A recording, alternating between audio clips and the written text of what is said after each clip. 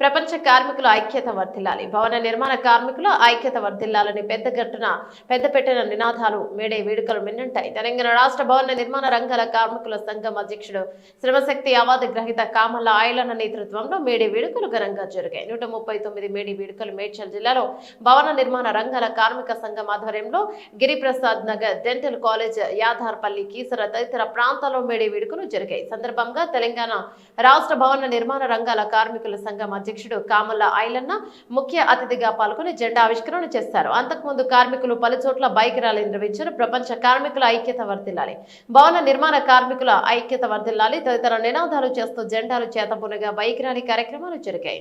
కార్యక్రమంలో రాష్ట్ర ఉపాధ్యక్షులు మరుగు యాదగిరి, జిల్లా అధ్యక్షుడు సుకపురపు శ్రీరాములు, బీసీ కులాల ఐక్య వేదిక జిల్లా అధ్యక్షుడు సూర వెంకటయ్య, మద్దూరు గణేష్, సిహెచ్ వెంకటయ్య, రాము, శ్రీనివాస్, బుచ్చయ్య తదితర ప్రముఖులు పాల్గొన్నారు.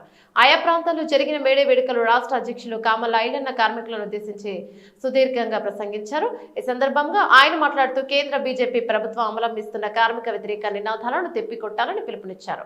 కామల్ల ఐలన్న మాట్లాడిన విషయాలను వినాల్సిందే.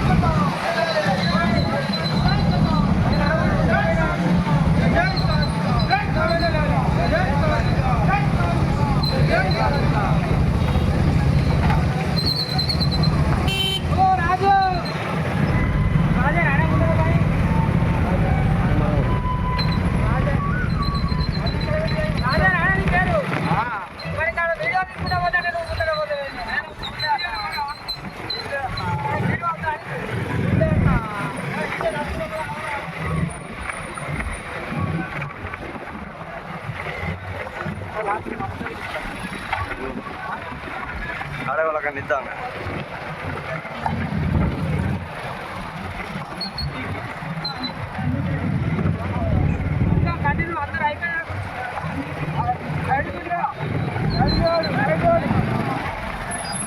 ప్రపంచ కార్మికుల ఐక్యత, ప్రపంచ కార్మికుల ఐక్యత, జై కార్మిక, జై కార్మిక.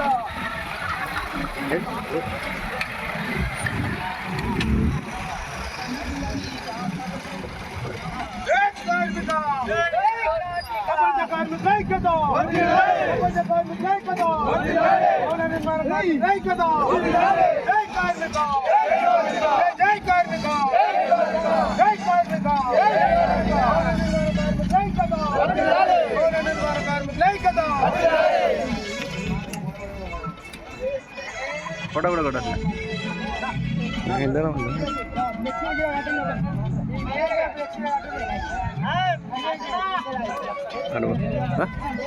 నువ్వు వచ్చినావు కన్నా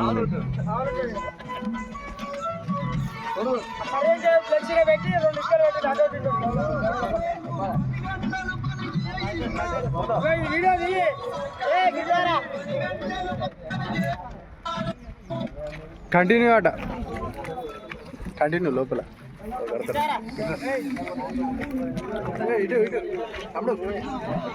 గానం దింపుతా నాకు.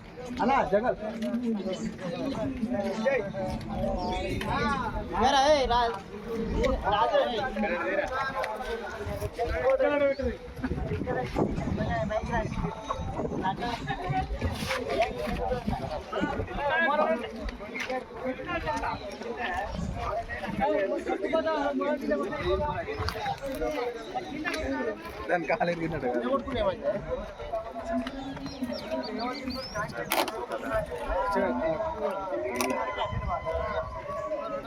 కష్టపడాల్సి.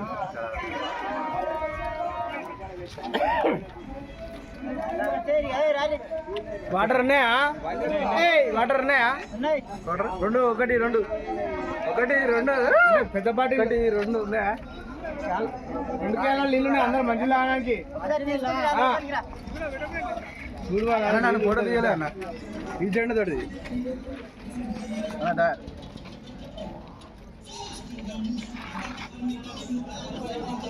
ఫోటో కొట్ట అన్నీ కొడతారా కొట్టు.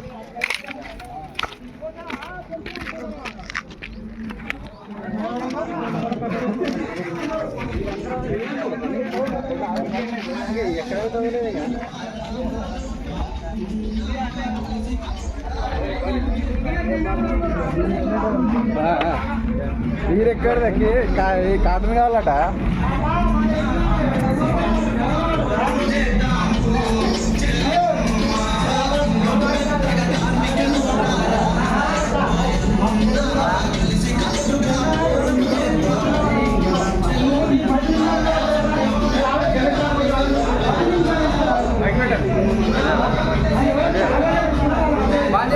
అక్కడికి ఇంకా కూడా పోవాలి.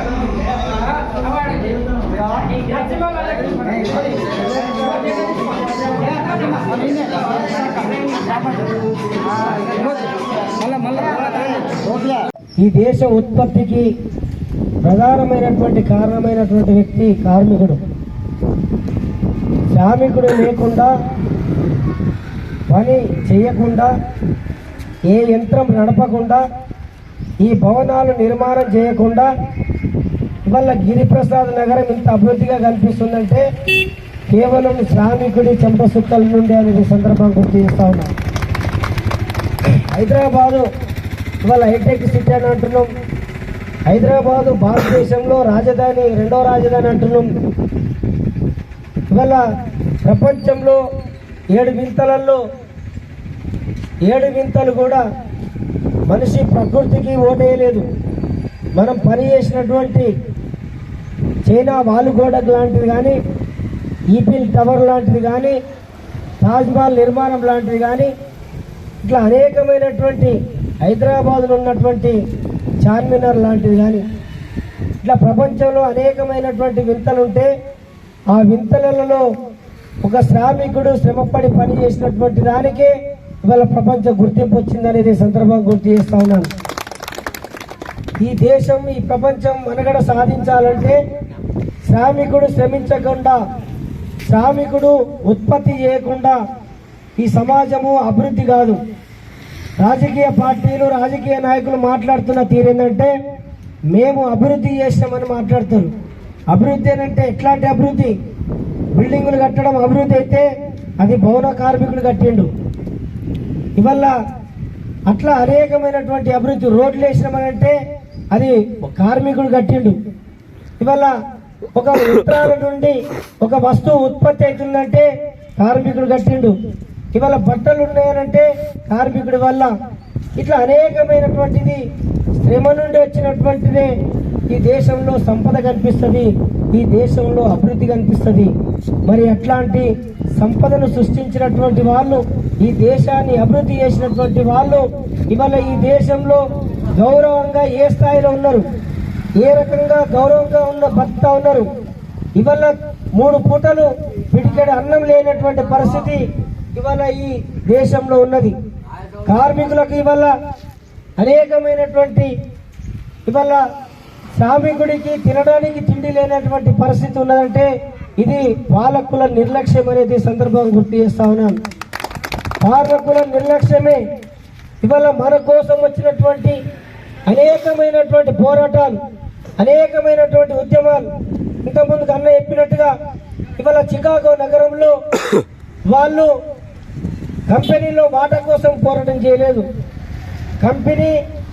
కంపెనీలో మాకు సౌకర్యాలు కావాలని పోరాటం చేయలేదు.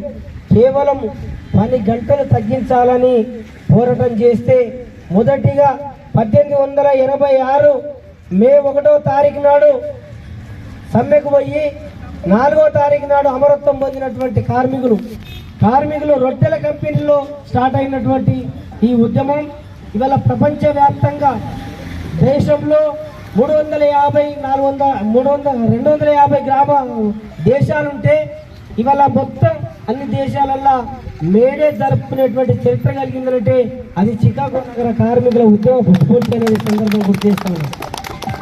అట్లా అనేకమైనటువంటి పోరాటాలు, అనేకమైనటువంటి ఉద్యమాలు, అనేకమైనటువంటి త్యాగాలు, ఆ త్యాగాల ఫలితంగా అనేకమైనటువంటి చట్టాలు వస్తే ఆ చట్టాలను ఇవాళ పాలక వర్గాలు పెట్టుబడిదారు విధానంతో వచ్చినటువంటి ప్రభుత్వాలు ఏం చేస్తా ఉన్నాయి? ఇవాళ చట్టాలు 1996 చట్టాన్ని భవన నిర్మాణ రంగాల కార్మికులు అనేకమైనటువంటి పోరాటాలు చేస్తాం. ఈ రాష్ట్రంలో 2003 నుంచి 2009 దాకా అనేకమైనటువంటి ఉద్యమాలు చేస్తే ఈ రాష్ట్రంలో 2009 అక్టోబర్ 2వ తారీఖు నాడు 1996 చట్టం అమలైంది అనేది సందర్భం గుర్తు చేస్తా ఉన్నాను. ఈ చట్టాలన్నీ కూడా కార్మికుల పోరాటాల వల్ల, కార్మికుల ఉద్యమాల వల్ల, శ్రమ వల్ల వచ్చినటువంటి చట్టాలు.